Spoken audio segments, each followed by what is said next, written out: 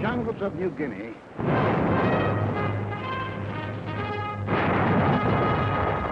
on the barren shores of the Aleutians, in the tropic heat of the Pacific Islands, in the sub-zero cold of the skies over Germany, in Burma and Iceland, the Philippines and Iran, France, in China and Italy, Americans fighting. Fighting over an area extending 7/8 of the way around the world. Men from the green hills of New England, the sun-baked plains of the Middle West, the cotton fields of the South, the close-packed streets of teeming factories of Detroit, Los Angeles, the endless stretching distances of the Southwest, men hills and from the plains, from the villages and from the cities, bookkeepers, soda jerks, mechanics, college students, rich man, poor man, beggar man, thief, doctor, lawyer, merchant, chief, not and fighting men. Yet 2 years ago, many had never fired a gun or seen the ocean or been off the ground. Americans, fighting for their country while half a world away from it. Fighting for their country, and for more than their country. Fighting for an idea. The idea bigger than the country. Without the idea, the country might have remained only a wilderness. Without the country, the idea might have remained only a dream.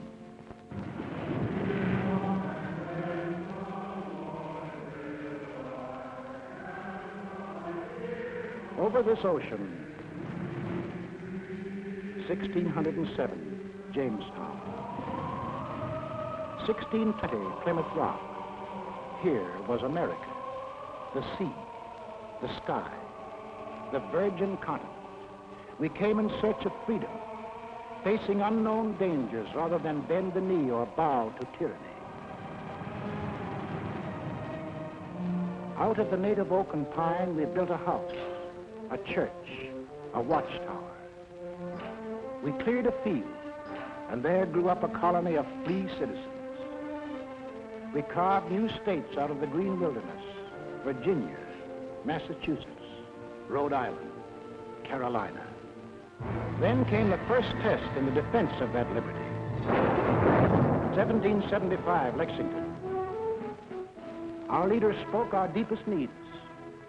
Colonists are by the law of nature free-born, as indeed all men are. It is the right of the people to alter or abolish it, and to institute new government. These are the times that try men's souls. But as for me, give me liberty, or give me death. In the midst of battle, it happened. The idea grew. The idea took form. Something new was expressed by men, a new and revolutionary doctrine, the greatest creative force in human relations. All men are created equal. All men are entitled to the blessings of life, liberty, and the pursuit of happiness. That's the goal we set for ourselves. Defeat meant hanging. Victory meant a world in which Americans rule themselves. 1777, Valley Forge. We fought and froze, suffered and died. For what? For the future freedom of all Americans. A few of us doubted and despaired. Most of us prayed and endured all. 1781. Now we were a free, independent nation. The new idea had won its first test. Now to pass it on to future Americans. The Constitution, the sacred charter of we the people. The blood and sweat of we the people. The life, liberty, and happiness of we the people. The people were to rule, not some of the people, not the best people or the worst, not the rich people or the poor, but people, all the people.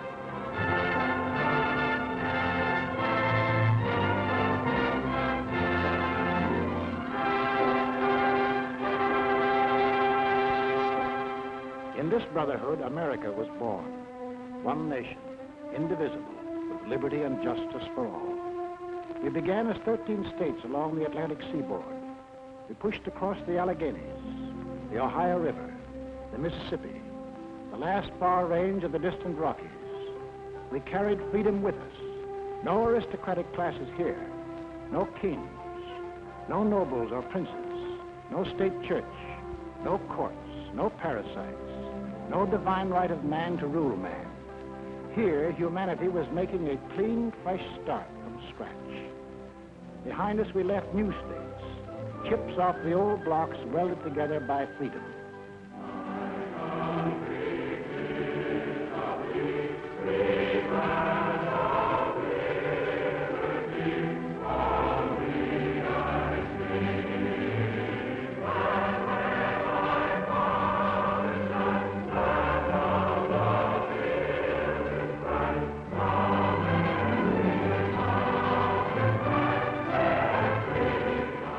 Until finally we were one nation, a land of hope and opportunity that had arisen out of a skeptical world. A light was shining, freedom's light. From every country and every clime, men saw that light and turned their faces toward it. Give me your tired, your poor, your huddled masses yearning to breathe free, the wretched refuse of your teeming shore. Send these, the homeless, tempest-tossed, to me. I lift my lamp beside the golden door. As strangers to one another, we came and built a country, and the country built us into Americans. The man of old nations was poured out to build anew. The sweat of our first settlers, the English, the Scotch, the Dutch, building the workshop of New England, of the Italian in the sulfur mines of Louisiana, of the Frenchman and the Swiss in the vineyards of California and New York State, of the Dane, the Norwegian, the Swede, seeding the good earth to make the Midwest bloom with grain, of the Pole and the Welshman, of the Negro harvesting cotton in the hot southern sun, of the Spaniard, the first to roam the great Southwest, of the Mexican in the oil fields of Texas and on the ranches of New Mexico, of the Greek and the Portuguese harvesting the crop the oceans yield, of the German with his technical skill, of the Hungarian and the Russian, of the Irish, Slav, and the Chinese working side by side. The sweat of Americans, and a great nation was built.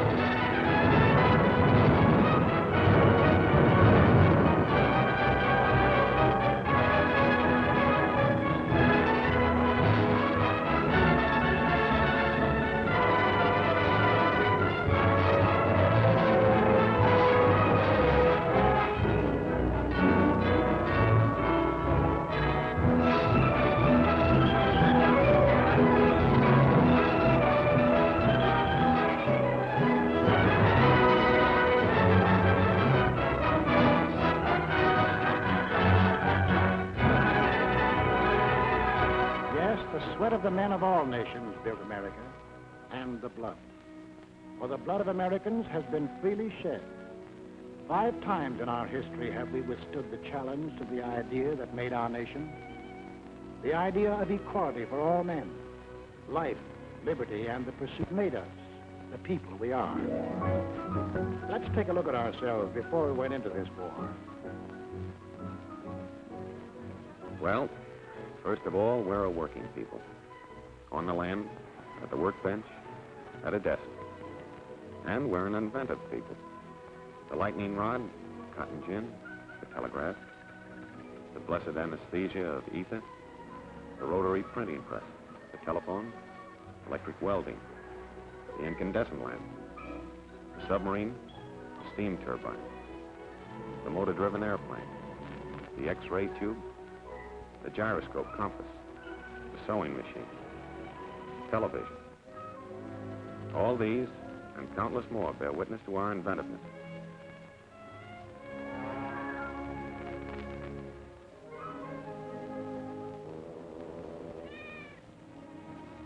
And this inventiveness and enterprise, plus our hard-won democratic ideal of the greatest good for the greatest number, created for the average man the highest standard of living in the world. 32.5 million registered automobiles, 2/3 of all the automobiles there are in the entire world. We demand the highest standards in sanitation, purity of food, medical care. Our hospitals are models for the world to copy. We want the best for the average man, woman, or child, particularly child. We have reduced the hazard of being born. From then on, we protect, foster, and generally spoil the majority of our children. But it doesn't seem to hurt them much. They go to school, all kinds of schools, to kindergarten, public schools, private schools, trade schools, high schools, to 25,000 high schools, and to college. In the last war, 20% of all the men in the armed forces had been to high school or college. In this war, 63%. We're a great 2 weeks vacation people. We hunt, and we fish. Up north, down south, back east, out west. When the season opens, we hunt and fish. And we're a sports-loving people.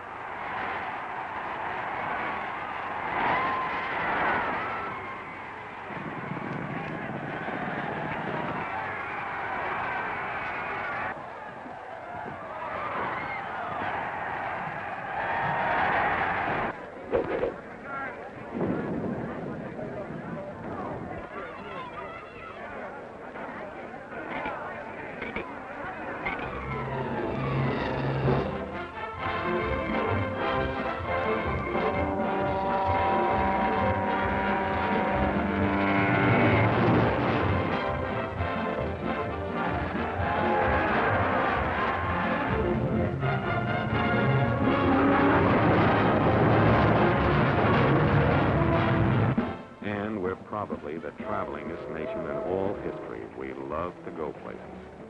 We have the cars, we have the roads, we have the scenery.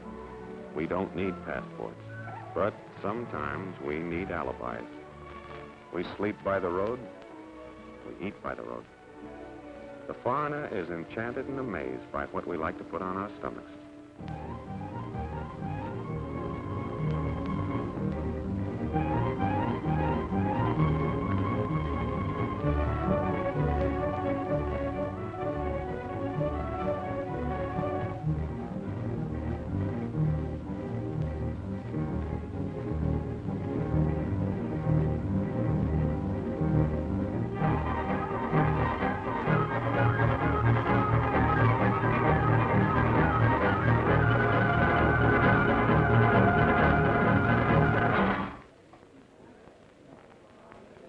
We're a great joining people. We join clubs, fraternities, unions, federations. Shove a blanket us, we'll sign up. Radios, we have one in the living room. When you think of refreshment, think of the dining room, the bedroom, the bathroom, in our cars, and in case of acid indigestion, in our hands, and up our sleeves. Does your cigarette taste different lately? Music, we couldn't be without it.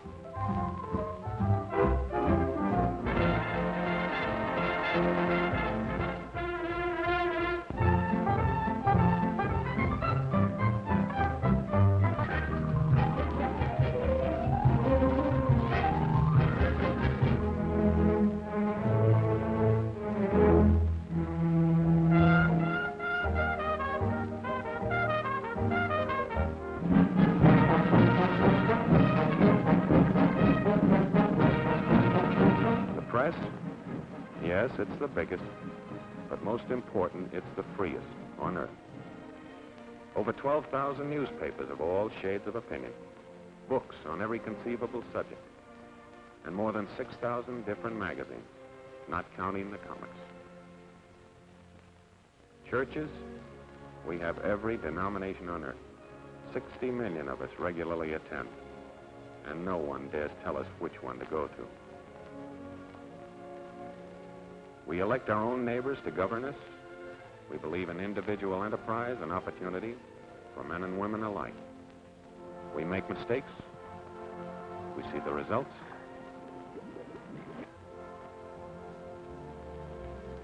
We correct the mistakes. We skyrocket into false prosperities and then plummet down into false, needless depressions. But in spite of everything, we never lose our faith in the future. We believe in the future. We build for the future. Yes, we build for the future. And the future always catches up with us. Before we're done building, we've developed something new and have to start rebuilding. That's roughly the kind of people we are. Boastful, easygoing, sentimental, but underneath passionately dedicated to the ideal our forefathers passed on to us, the liberty and dignity of man. We've made great material progress, but spiritually we're still in the frontier days. Yet deep down within us, there's a great yearning for peace and goodwill toward men. Somehow we feel that if men turn their minds toward the fields of peace, as they have toward the fields of transportation, communication, or aviation, wars would soon be as old-fashioned as the horse and buggy days. We hate war. We know that in war, it's the common man who does the pain, the suffering, the dying. We bend over backwards to avoid it. But let our freedoms be endangered, and we'll pay and suffer and fight to the last man. That is the America. That is the way of living for which we fight today. Why? Is that fight necessary? Did we want war? In 1917, before most of you fighting men were born, our fathers fought the First World War to make the world safe for democracy, for the common man. They fought a good fight. There was to be no more war in their time or their children's time. Faithful to our treaty obligations, we destroyed much of our naval tonnage. Our army went on a reducing diet until it became little more than a skeleton. For us, war was to be outlawed. For us, Europe was far away. And as for Asia, well, that was really out of this world, where everything looked like it was torn from the National Geographic. Yet, in this remote spot in Asia, in 1931, while most of you were playing ball in the sandlots, this war started. Without warning, Japan invaded Manchuria.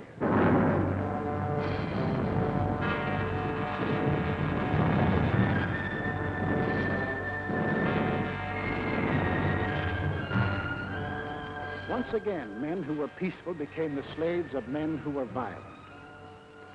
In Washington, D.C., our Secretary of State made a most vigorous protest.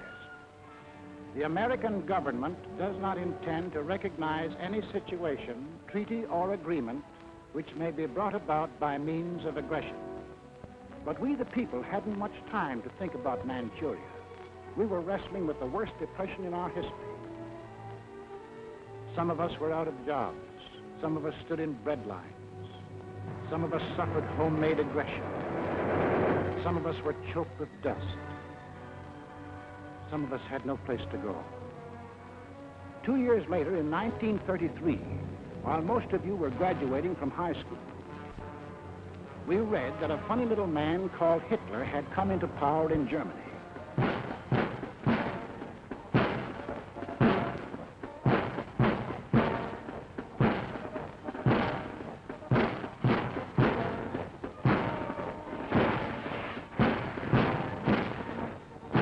We heard that a thing called the Nazi Party had taken over.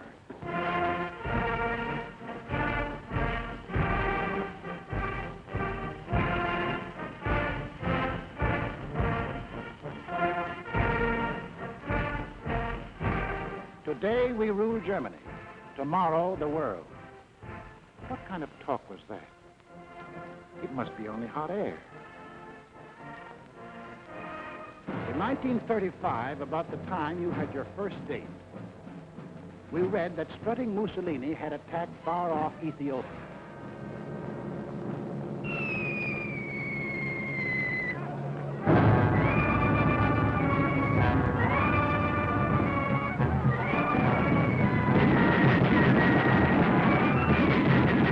The disease seemed to be spreading, so Congress assembled to insulate us against the growing friction of war. We want no war. We'll have no war, save in defense of our own people or our own honor. Toward this end, our chosen representatives passed the Neutrality Act. No nation at war could buy manufactured arms or munitions from the United States. In 1936, when you were running around in jalopies, we were disturbed by news from Spain.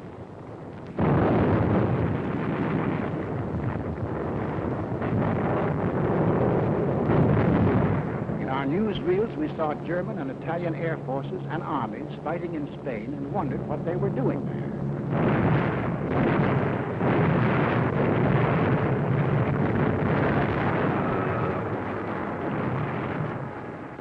For the first time, we saw great cities squashed flat, civilians bombed and killed.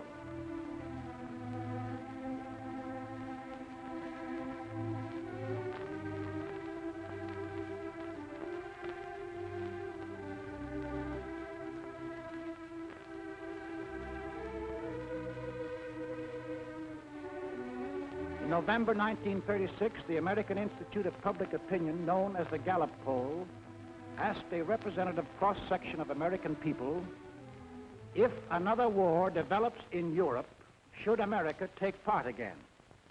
No. 95%. We the people had spoken. 19 out of 20 of us said, include us out. To further insulate ourselves, we added a cash and carry amendment to the Neutrality Act. Not only wouldn't we sell munitions, but we wouldn't sell anything at all, not even a spool of thread, unless warring powers sent their own ships and paid cash on the line. In 1937, the press services received a flash from Asia.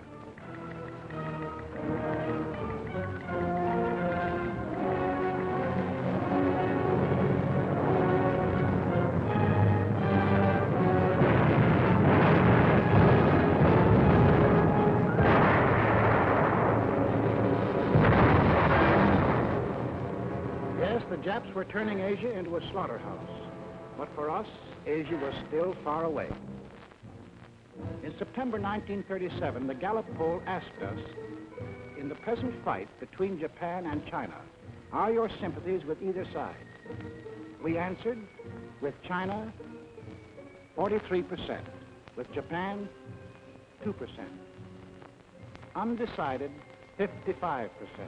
We hadn't made up our minds about China. Our Neutrality Act barred sales of armaments only to nations at war. The Japanese had not declared war, so we went right on selling scrap iron and aviation gasoline to Japan. In March 1938, Hitler had not declared war either, but his goose-stepping army suddenly smashed in and occupied all the soil of Austria.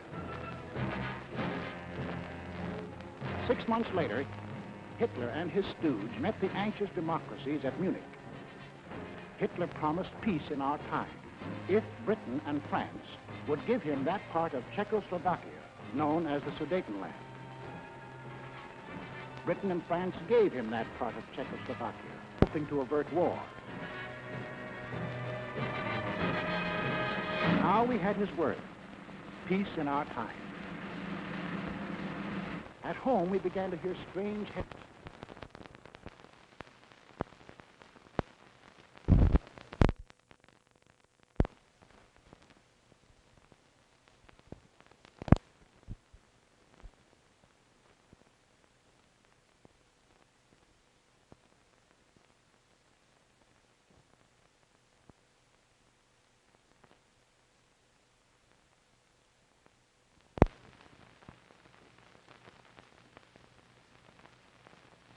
of the United States justice.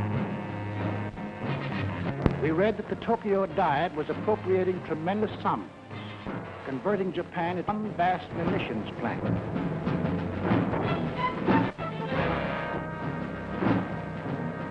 We watched these supposedly poor have for armament, and we wondered why. Arrogantly, they told us why. They had declared war on us long before the shooting started. We have actually been at war since the day when we lifted the flag of our revolution, the democratic world. The Germans are noble and unique men, to whom the earth was given by the top God.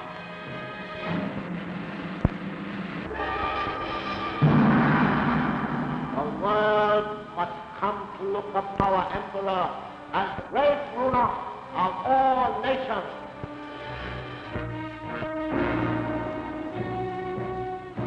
When the people of these elected to follow their leaders, Death Incorporated, they organized to personal freedom, equality of man, freedom of speech, freedom of religion, organized to smash the very principles which made us the people we are. So in December 1938, when the poll asked us, should the United States increase the strength of its Army, Navy, and Air Force, we answered yes, 85%. It was time to look to our defense. Gentlemen, the Military Affairs Committee of the United States House of Representatives for the purpose of considering national defense.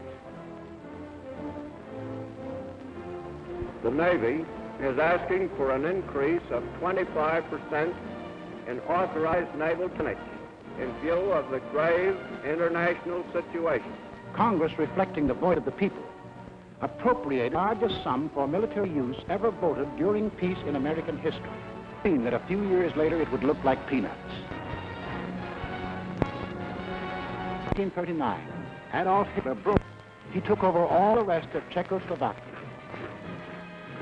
There was more peace in our time. 1939, as we here in America observe.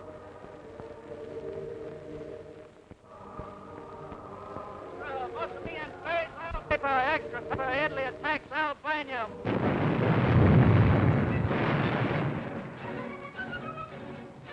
The picture was becoming clear. The conquering force of violence were being set loose in the world. Where would they stop? In a last desperate effort to avert a world war, President Roosevelt, as a neutral, sent messages to Hitler and Mussolini, asking their promise to respect the independence of 30 free countries. To Adolf Hitler, this message was a huge joke as he repeated the names to a jeering Reichstag. Sweden, Denmark, Niederlande, Belgien, Großbritannien, Irland, Frankreich, Portugal, Spanien, die Schweiz, Liechtenstein, Luxemburg, Polen, Ungarn, Rumänien, Jugoslawien, Russland, Bulgarien, Türkei, Arabien, Syrien, Palästina, Ägypten. This was the only answer the president received. On September the 1st, 1939, the Nazi army smashed into Poland.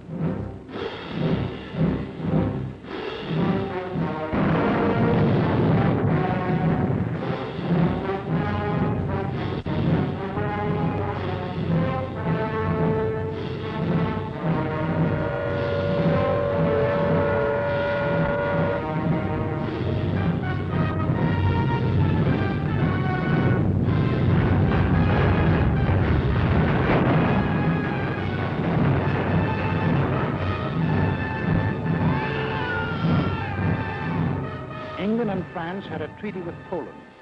Would they act now? At home, we listened in suspense. Adolf Hitler's all-out attack on Poland makes the long-dreaded European war a certainty. Prime Minister Chamberlain of Great Britain gave the Nazi dictator a 0 hour for withdrawing his troops from Poland. That 0 hour ends now. At this time, we transfer you to London for an important announcement by the British Prime Minister. Up to the very last, it would have been quite possible to have arranged a peaceful and honorable settlement between Germany and Poland. Hitler would not have it. But a situation in which no word given by Germany's ruler could be trusted, and no people or country could feel itself safe, had become intolerable. Now, may God bless you all, and may he defend the right, for it is evil things that we shall be fighting against, and against them I am certain that the right will prevail. 6 hours after Great Britain declared war on Nazi Germany, the Republic of France followed. All France is in a maelstrom of activity. The Maginot Line has already opened fire on the Germans. The sparring is ended. World War II has begun.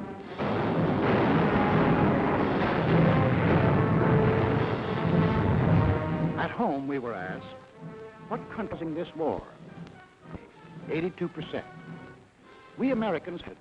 Also, we began to fear that this war was going to concern us. President Roosevelt called a special session of Congress to reconsider the embargo against selling munitions. I have asked the Congress to reassemble in extraordinary session in order that it may consider and act on changes in our neutrality law. The men of Congress wrestled with their beliefs and our futures. They debated and they argued. The arms embargo is far too great a security to American peace to permit its surrender without a last-ditch fight. The Embargo Act, as it now stands, is one-sided and works entirely to the advantage of one side. Therefore, the Embargo Act should be modified. We, the people, also debated and argued whether we should sell arms and munitions. When the question was put to us, we had an answer. Should we change the Neutrality Act so we can sell war supplies? Yes, 57%. Shortly after, our representatives changed the Neutrality Act. We lifted the embargo on arms and munitions. Now we would sell if purchasers would pay and take the stuff away in their own ships. American ships were still barred from combat zones. Meanwhile, on the other side of the globe,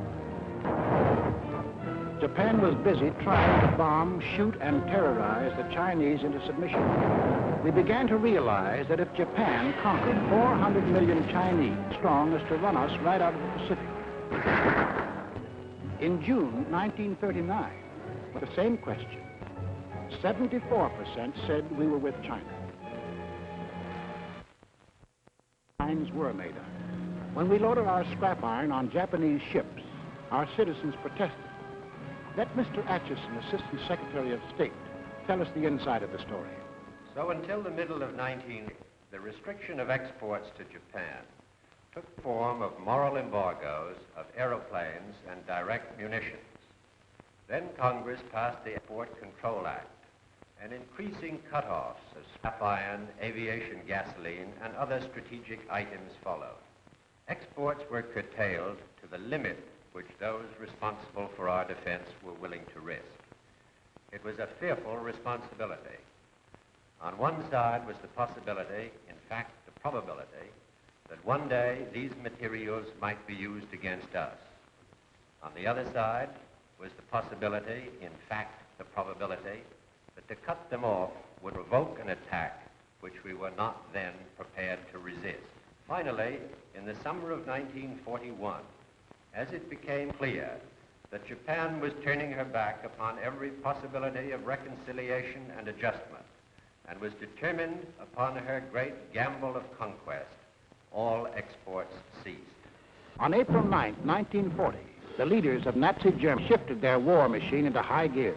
They overran into Denmark. They smashed into Norway. On May the 10th, 1940, they blitzed into Holland and Belgium. The Nazis are marching ahead at the fastest speed a conquering army has moved in all history. All roads in France are choked with slow-moving masses of refugees. Nazi Stuka dive bombers are strafing and bombing thousands of helpless women and children. Mr. Keltonborn. Good evening, everybody. Tonight, it seems clearly apparent that the first great phase of the war in the West has been won by Germany. The army of French and British has made a valiant battle in its effort to retreat to Dunkirk, where there is some slight chance that some part of it can be evacuated. Adolf Hitler's mechanized forces are racing toward French resistance collapses. On this 10th day of June, 1940, the hand that held the dagger has struck it into the back of its neighbor. This is William L. Shirer speaking from the forest of Compiègne, where Adolf Hitler today is handing his armistice terms to France. It is 3:15 p.m. Adolf Hitler strides slowly toward the little clearing. I can see his face, this grave, solemn, yet hard statue of Marshal Foch. Hitler, see the French walk on the avenue, led by General Hunsinger. Hitler and the other German leaders rise as the French enter. General Keitel mumbled to the German armistice terms. This whole ceremony is over in a quarter of an hour. The last time I saw Paris, her heart was warm and gay. I heard the laughter of her heart in every street cafe. The last time I saw Paris, a trees were dressed for spring, and lovers walked beneath the trees, and birds found songs to sing. I dodged the same old taxi cab that I had dodged for years. The chorus of their squeaky horns was music to me. The last time I saw Paris, her heart was warm and gay. No matter how they change, I remember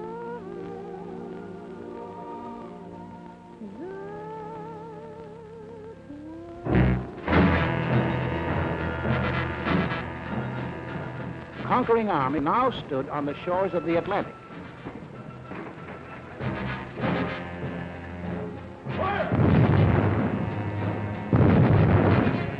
The danger was suddenly close. Countries conquered by the Nazis had possessions outside of Europe. These possessions are in America. Would the Nazis demand the French naval units at Martinique? Would the Nazis move into the Dutch oil fields at Curacao? Would the Nazis seize the French naval base at Dakar for invasion of South America? Already in Brazil, there were over 1 million Germans who lived exactly as they did in Germany. 1,200 German schools with Nazi textbooks and Nazi teachers. Nazi newspapers. Hermann Goering glider clubs had been established. Also in Brazil, there were 260,000 Japanese taking orders from Japan. In Ecuador, within easy bombing range of the Panama Canal, German airlines had been established.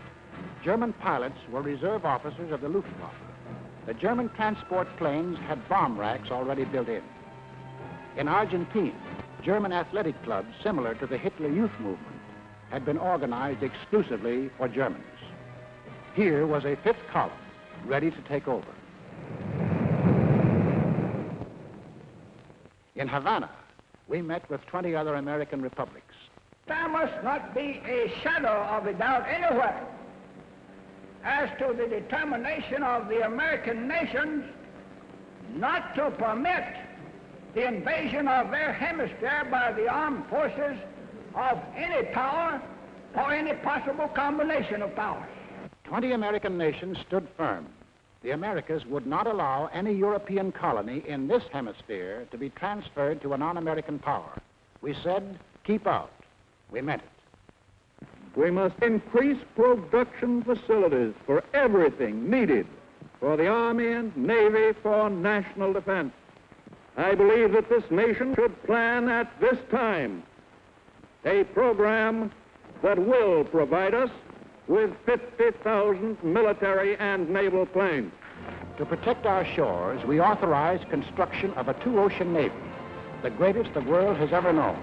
At least it would be the greatest navy when completed in 1944. But then, in 1940, it was only a paper navy. Our fighting forces at that time consisted of an army of 187,000 men, a navy of 120,000, And this dot was the Air Corps, 22,387 strong. All told, 330,000 men. We had makeshift supplies, makeshift equipment, stovepipes for cannon, bags of flour for bombs, and trucks were labeled tanks.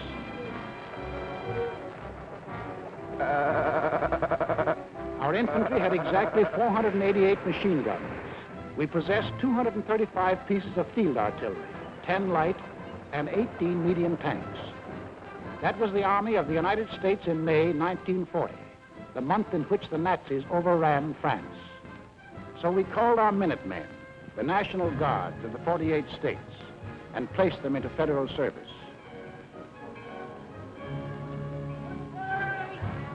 And most important, Congress passed the Selective Service Act. For the first time in our history, we began mobilizing an army while still at peace. The first number is serial number 158. This is the Army, Mr. Jones. No private rooms or telephone. You had your breakfast in there before, but you won't have it there anymore. The second number, which has just been drawn, is 192. This is the Army, Mr. Green. We like the barracks nice and clean. You had a housemaid to clean your floor, but she won't help you out anymore. Do what the builders command. They're in the Army and out in a band. This is the Army, Mr. Brown. You and your lady went to town. She had you worried, but this is war, and she won't worry you anymore. More, she won't worry you anymore.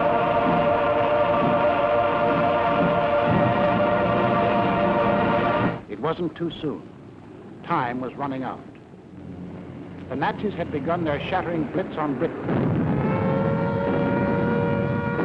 Hello, America. This is Edward Murrow speaking from London. There were more German planes over the coast of Britain today than at any time since the war began. Anti-aircraft guns were in action along the southeast coast today.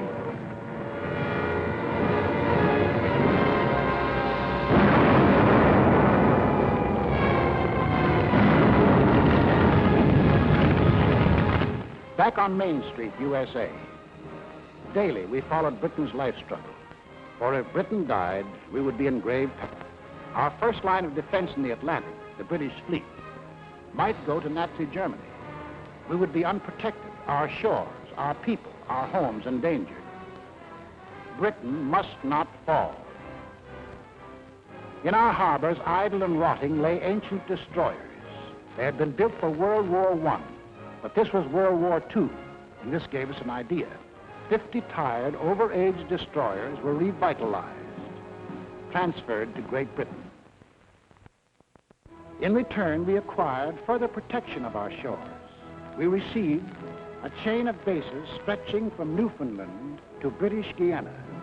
These bases threw a steel wall around the Caribbean. These bases gave new safety to the Panama Canal.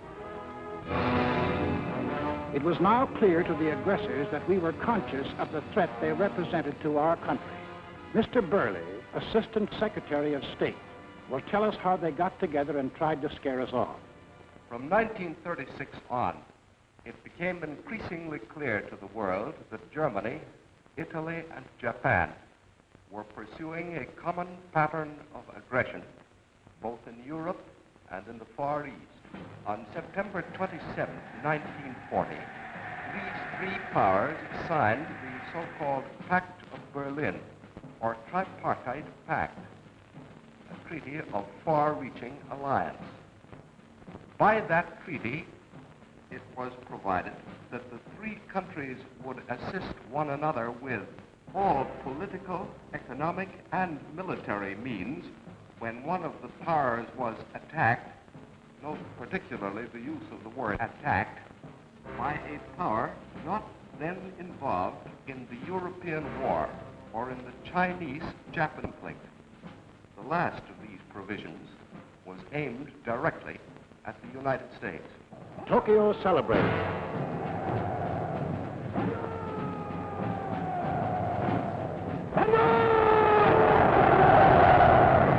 Rome cheered.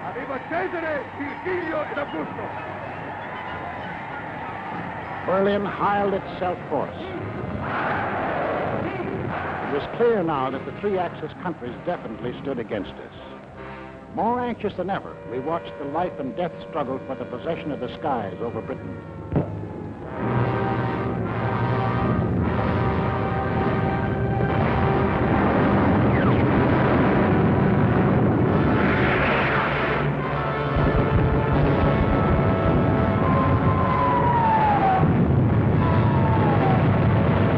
Despite the propaganda and confusion of recent months, it is now obvious that England is losing the war. England will not only survive, England will win.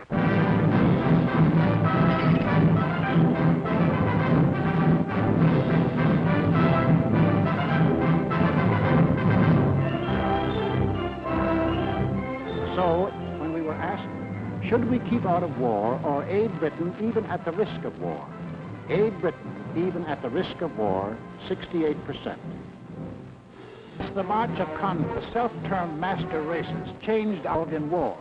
To 1941, 15 out of 20 Americans were willing to risk war if war was necessary to ensure Axis defeat.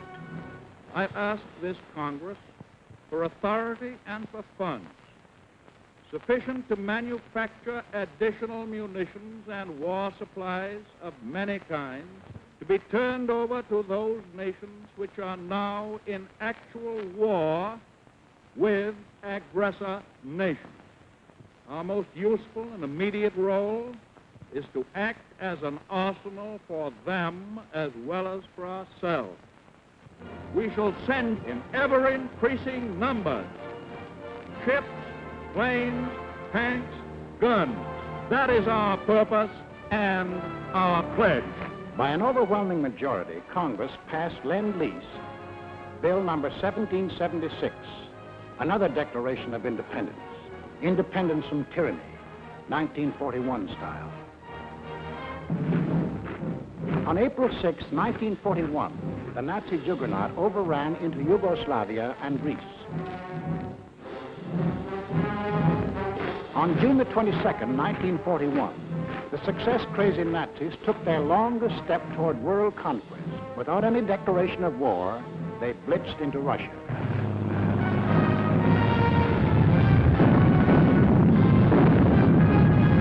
We were determined not to let down any nations defending themselves against unprovoked attack. So we extended Lend-Lease to these new victims.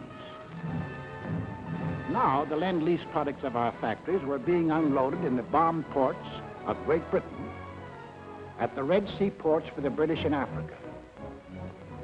Lend-Lease was being hauled over the Burma Road to China. Lend-Lease was piling up in Murmansk and Iran for Russia. Why did we supply war materials to the countries defending themselves against Axis aggression? Was it our natural sympathies for people unwilling to lose their freedom? Was it our ancient antagonism to conquerors imposing their rule on others by force? Yes, partly. But principally it was because the American people had become certain that they were on the list of free nations to be conquered. Two worlds are in conflict, two philosophies of life. One of these two worlds must break asunder. And we were the leading example of that free world that Hitler was committed to breaking asunder. What would have been our defensive position if the aggressors had succeeded in conquering Britain, Russia, and China? German conquest of Europe and Africa would bring all their raw materials, plus their entire industrial development, under one control. Of the 2 billion people in the world, the Nazis would rule roughly 1/4, the 500 million people of Europe and Africa, forced into slavery to labor for Germany. German conquest of Russia would add the vast raw materials and the production facilities of another of the world's industrial areas. And of the world's people, another 200 million would be added to the Nazi labor pile. Japanese conquest of the Orient would pour into their factory the almost unlimited resources of that area. And of the peoples of the earth, 1,000 million would come under their rule, slaves for their industrial machines. We in North and South America would be left with the raw materials of 3/10 of the Earth's surface against the Axis with the resources of 7/10. We would have one industrial region against their 3 industrial regions. We would have 1/8 of the world's population against their 7/8. If we, together with the other nations of North and South America, could mobilize 30 million fully equipped men, the Axis could mobilize 200 us and virtually 10 times stronger than ourselves. These are the reasons that led us, the American people, to change the Neutrality Act, to send aid to Britain, to Russia, to China, to make ourselves the arsenal of democracy. These are the reasons why now the first American troops set forth into the Atlantic to occupy new bases in Greenland and Iceland with the consent of their local governments. In our hands, bases of defense. In Nazi hands, bases of offense.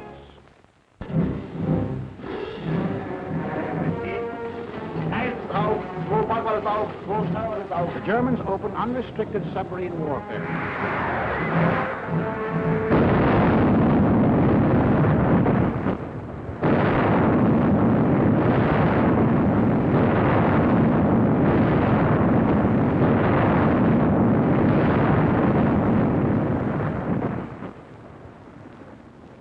If today our Navy should make secure the seas for the delivery of our munitions to Great Britain, it will render as great a service to our country and to the preservation of American freedom as it has ever rendered in all its glorious history. We want those cargoes protected. An aroused Congress repealed the entire Neutrality Act. We armed our merchants, and for the first time, they steamed into combat zones to deliver Lend-Lease. While this was going on in the Atlantic, the Japs, by a so-called agreement with the puppet government of defeated France, moved in on Indochina.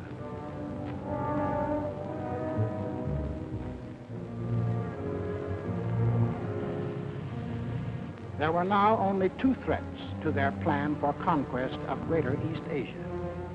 First was their northern neighbor, Russia, the only military power within striking distance of Japan. The Nazis were taking care of Russia. The second threat to Japanese conquest was us. Japanese southward expansion was too dangerous to attempt with our bases still standing in the Philippines and our supply lines open to Wake, to Midway, and to Hawaii.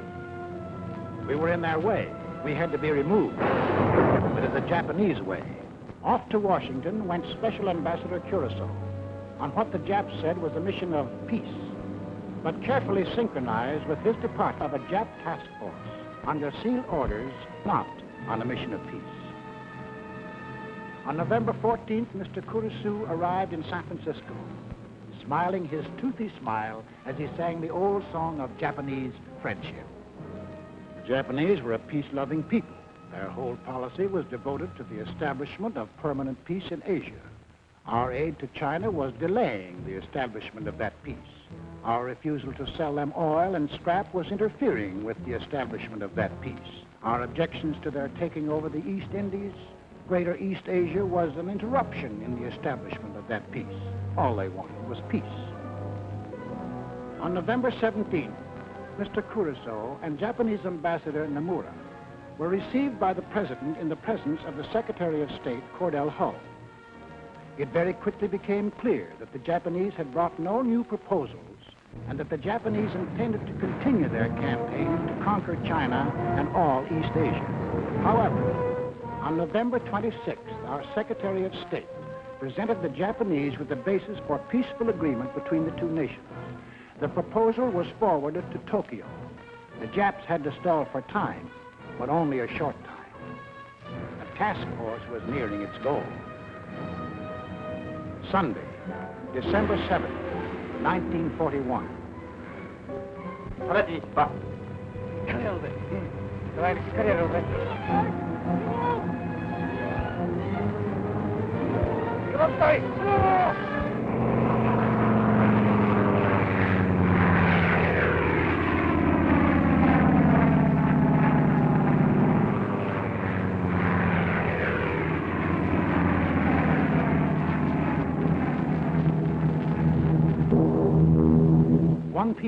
Eastern Standard Time.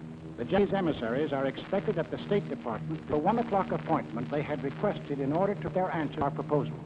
1 p.m. The Japanese planes are touching Hawaii.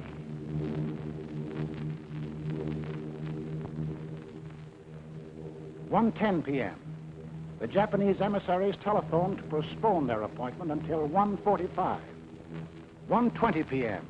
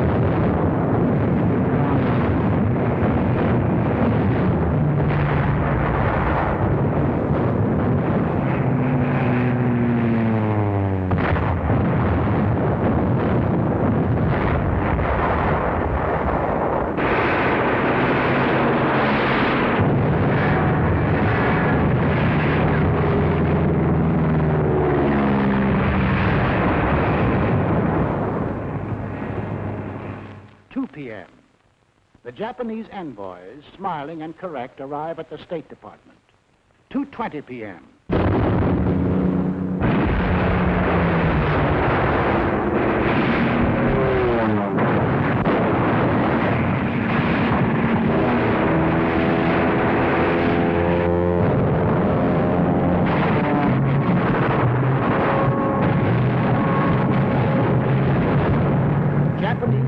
Had been sowing death and destruction for an hour on American outposts in the Pacific when the Japanese envoys presented a memorandum to Mr. Hull. Here is the memorandum presented to me. As you can see, it is quite a lengthy document.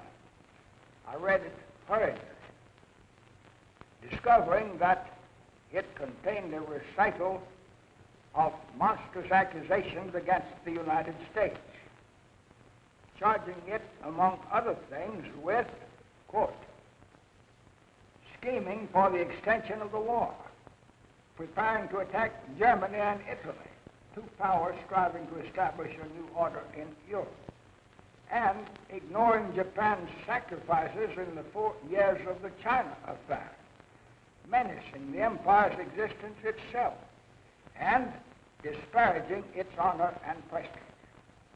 After reading the note, I said to the Japanese emissaries, I have never seen a document that was more crowded with infamous falsehoods and distortions on a scale so huge that I never imagined that any government on this planet was capable of uttering them.